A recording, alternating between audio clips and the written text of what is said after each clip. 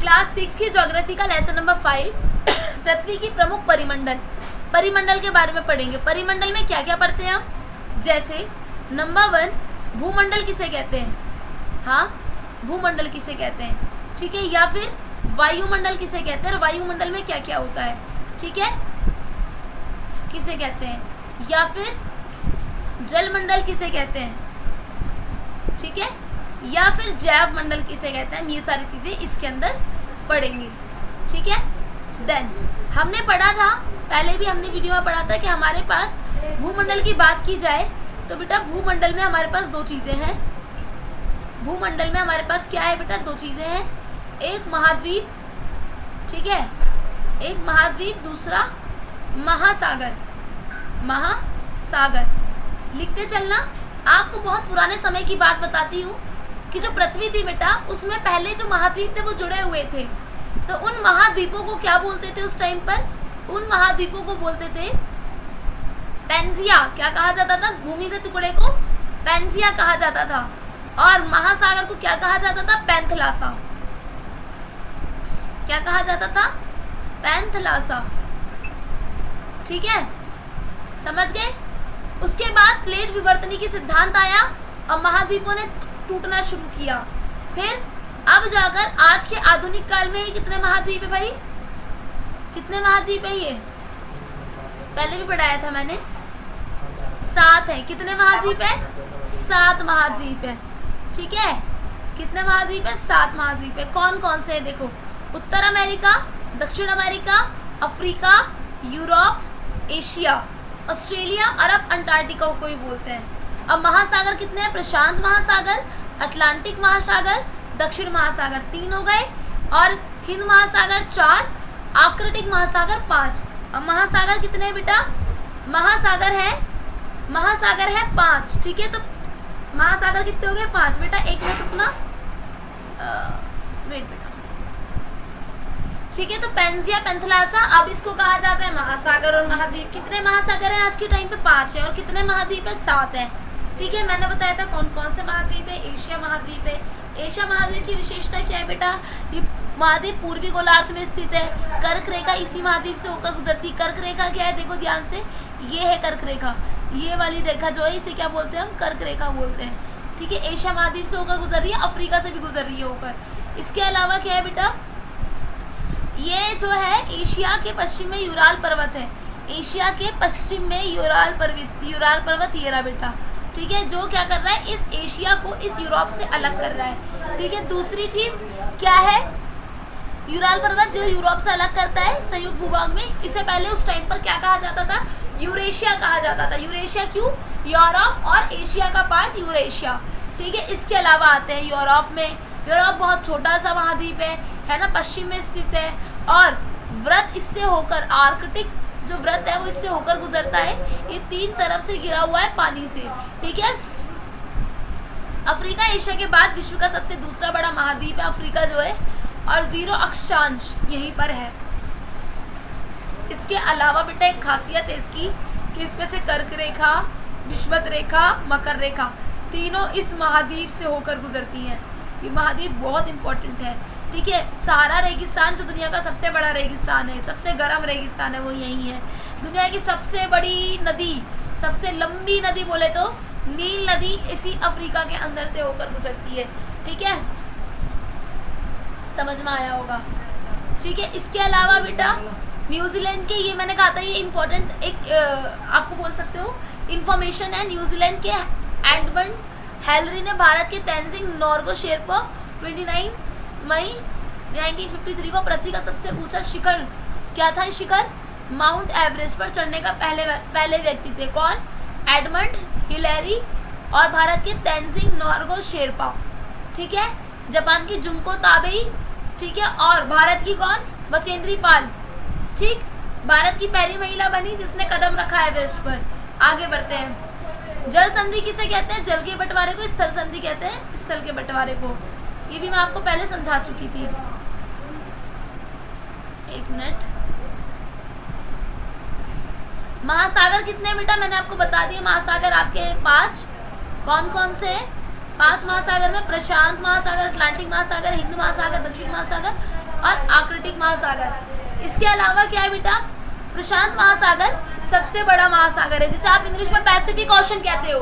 वो महासागर क्या है, सबसे बड़ा महासागर है आपका। ठीक है बेटा, सबसे बड़ा महासागर प्रशांत महासागर, जिसे आप पैसिफिक कहते हो। पृथ्वी का 1/3 भाग पर फैला हुआ है। कितने भाग पर फैला हुआ है, पृथ्वी के 1/3 भाग पर। पृथ्वी का सबसे गहरा भाग कौन सा है, मैरियाना गर्त, जो प्रशांत महासागर में स्थित है। भाई ये याद रखना, सबसे गहरा भाग कौन सा है, मैरियाना गर्त। ठीक है, जो कहां पर स्थित है, ठीक है, कहां पर स्थित है, पैसिफिक ओशन में। प्रशांत महासागर लगभग वृत्ताकार है। एशिया, ऑस्ट्रेलिया, उत्तर एवं दक्षिण अमेरिका इसके चारों ओर स्थित है। देखिए, प्रशांत महासागर को चारों तरफ से महाद्वीपों में स्थिति का पता लगाया जाता है। तो आप प्रशांत महासागर का अगर दिखाए तो सी दैट प्रशांत महासागर। ठीक है, तो यहाँ उत्तर अमेरिका है प्रशांत महासागर के पास, दक्षिण अमेरिका प्रशांत। अगर हम इधर की साइड देखें तो एशिया और ऑस्ट्रेलिया भी प्रशांत महासागर के पास है ना। नेक्स्ट इज दैट, अब अटलांटिक महासागर की बात करते हैं। अटलांटिक महासागर विश्व का दूसरा बड़ा महासागर है, दूसरा बड़ा महासागर है। ये अंग्रेजी भाषा में एस अक्षर के आकार का है अटलांटिक महासागर। इसके पश्चिमी किनारे पर क्या, उत्तर व दक्षिण अमेरिका तथा पूर्वी किनारे पे यूरोप और अफ्रीका है। ये इंपॉर्टेंट है। ठीक है, दक्षिण अमेरिका और उत्तर अमेरिका और पूर्वी किनारे पर यूरोप और अफ्रीका है। इसके अलावा अटलांटिक महासागर की तटरेखा बहुत अधिक दंतुरित है। यह अनियमित एवं दंतुरित तटरेखा प्राकृतिक पोताश्रयों एवं पतनों के लिए आदर्श स्थिति है। व्यापार की दृष्टि से ये सबसे व्यस्त महासागर है। हिंद महासागर की एक ऐसा महासागर है। अच्छा, पहला कौन सा था सबसे बड़ा, पैसिफिक ओशन, पैसिफिक बोले तो प्रशांत महासागर है ना। दूसरा कौन सा था बेटा, अटलांटिक महासागर। ठीक है, तीसरा कौन सा है अब, हिंद महासागर। तीसरे नंबर पे बड़ा आता है हिंद महासागर।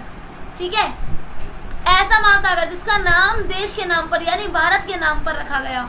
ठीक है, यह महासागर लगभग त्रिभुजाकार का है और उत्तर में एशिया, पश्चिम में अफ्रीका, पूर्व में ऑस्ट्रेलिया है। ठीक है, फोर्थ नंबर पर आता है दक्षिण महासागर। ठीक है, दक्षिण महासागर ये अंटार्कटिका महाद्वीप के चारों ओर से घेरता है और अंटार्कटिका महाद्वीप से उत्तर की ओर 60 डिग्री दक्षिण अक्षांश में फैला हुआ है। फिर आता है 5वें नंबर पर आर्कटिक महासागर, आर्कटिक महासागर। ठीक है, ये प्रशांत महासागर के छिछले जल वाले संकरे भाग को जुड़ा हुआ है। और एक और चीज है जो इम्पोर्टेंट है बेटा इसमें, ये चाहे आप अंडरलाइन कर ले, क्या, बेरिंग जल संधि के नाम से जिसे जाना जाता है। वो कौन सा महासागर है बेटा, वो आर्कटिक महासागर। ये उत्तर में अमेरिका और तटों के यूरेशिया से घिरा हुआ है। ठीक है, आर्कटिक महासागर को बेरिंग जल संधि के नाम से जाना जाता है। तो महासागर कंप्लीट हुआ, यानी कि हमने क्या कंप्लीट किया, महाद्वीप और महासागर, यानी हमने इस टॉपिक में कंप्लीट किया भूमंडल के बारे में। अब आते हैं वायुमंडल के बारे में।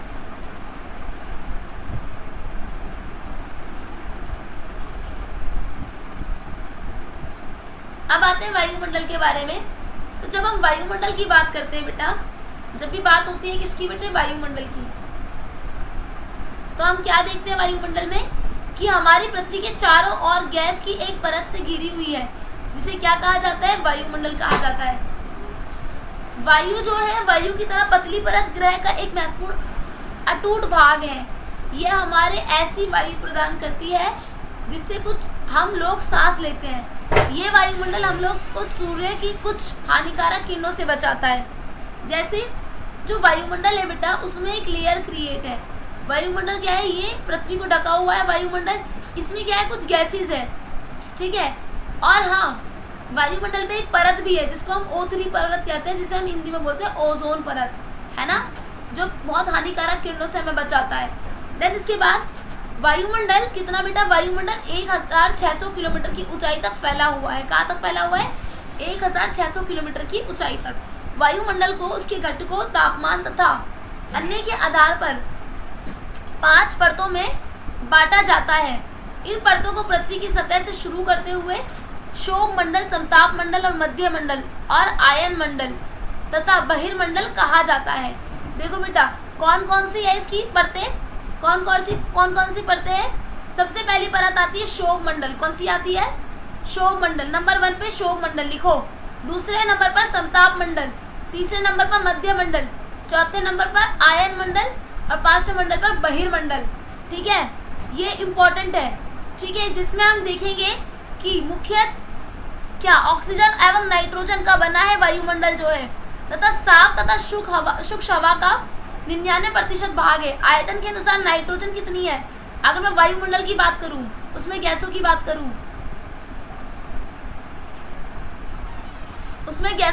करूं, तो इसमें नाइट्रोजन कितनी है बेटा? नाइट्रोजन है 78% और ऑक्सीजन है 21%। ठीक है, तथा दूसरी गैस है जैसे कार्बन डाइऑक्साइड, अदर लिख देती हूँ। ठीक है, कार्बन डाइऑक्साइड और कौन सी? आर्गन, ये सारी जो है वो कितनी है बेटा? 1% ओनली। ठीक है, ऑक्सीजन सांस लेने के लिए आवश्यक है, जबकि नाइट्रोजन प्राणियों की वृद्धि के लिए आवश्यक है। अगर नाइट्रोजन नहीं होगी तो हमारी ग्रोथ नहीं होगी किसी की भी, ना तो प्लांट्स की ना एनिमल्स की। ठीक है, इसके अलावा कार्बन डाइऑक्साइड यद्यपि बहुत कम मात्रा में है, लेकिन यह पृथ्वी के द्वारा छोड़ी गई ऊष्मा को अवशोषित करती है, जिससे पृथ्वी गर्म रहती है और यह पौधों की वृद्धि के लिए भी आवश्यक है। ऊंचाई के साथ वायुमंडल के घनत्व में भिन्नता आती है। ये घनत्व समुद्री तल पर सबसे अधिक होता है, तथा जैसे जैसे हम ऊपर की ओर जाते हैं ये तेजी से साथ घटता जाता है। यानी कि बेटा जो वायुमंडल है उसमें घनत्व होता है, जैसे जैसे हम ऊपर जाएंगे वो घनत्व क्या होता जाएगा बेटा? वो घनत्व कम होता जाएगा। ठीक है, या खत्म होता जाएगा। अब पहाड़ों पर पर्वतधारियों को हवा घनत्व की कमी के कारण सांस लेने में कठिनाई होती है। जैसे घनत्व बढ़ता जाएगा वैसे ऑक्सीजन लेवल जो है वो कम होता जाएगा। समझ गए? इसीलिए हम देखते हैं पहाड़ की चोटियों पर क्या होता है बेटा? ऑक्सीजन कम होता है, वजह घनत्व कम होने की वजह से। ठीक है, तो हम इसलिए ऑक्सीजन सिलेंडर साथ लेके जाते हैं अपने। अब आते हैं थोड़ा सा जीव मंडल पर। ठीक है, जीव मंडल क्या है बेटा? जीव मंडल स्थल, जल तथा हवा के बीच, किसके बेटा? स्थल, जीव मंडल स्थल, जल तथा हवा के बीच एक सीमित भाग है। यह वह भाग है जहां जीवन मौजूद है। यानी कि मैं कह सकती हूँ क्या? भूमंडल, जलमंडल, वायुमंडल, ठीक है, इन सबको मिलकर बनता है क्या? जीव मंडल। जहाँ पे ये तीनों चीजें मौजूद है वहाँ पे जीवन मौजूद है, तो इसीलिए वो बनेगा क्या? जीव मंडल। क्या बनेगा? जीव मंडल बनेगा। ठीक है, इसके बाद यह जीवों की बहुत सी प्रजातियां हैं जो कि सूक्ष्म जीव तथा बैक्टीरिया से लेकर बड़े स्तनधारियों के आकार में पाई जाती है। मनुष्य सहित सभी प्राणी जीवित रहने के लिए एक दूसरे से तथा जीवन से जुड़े हुए हैं। जैसे जीव मंडल में प्राणियों को मुख्य दो भागों में, क्या? जंतु जगत और पादप जगत। क्योंकि जीव कौन है बेटा? जीव कौन है जिसमें सांस है? या तो जंतुओं में है, जानवर और इंसान, ठीक है, या फिर किस में है सांस? पादप में है। पादप मतलब पेड़ पौधे। ठीक है, विभक्त किया जाता है। पृथ्वी के ये तीनों परिमंडल आपस में परस्पर क्रिया करते हैं, एक दूसरे को किसी न किसी रूप में प्रभावित करते हैं। उदाहरण के लिए क्या बेटा? लकड़ी तथा खेती के लिए वनों को काटा जाए तो इसे ढलुआ भाग पर मिट्टी का कटाव तेजी से होने लगेगा। तो कहीं ना कहीं तीनों ही क्या है? आपस में बहुत निर्भर करते हैं एक दूसरे को। ठीक है, डन।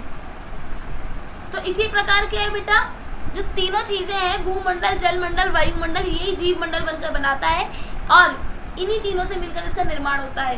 ठीक है, जैसे भूमंडल को बोलते हैं लिथोस्फीयर, जलमंडल को बोलते हैं हाइड्रोस्फीयर और वायुमंडल को बोलते हैं एटमॉस्फेयर, तो जीव मंडल को बोलते हैं बायोस्फीयर। ठीक है बेटे, होप तो समझ में आया होगा 5th चैप्टर तो।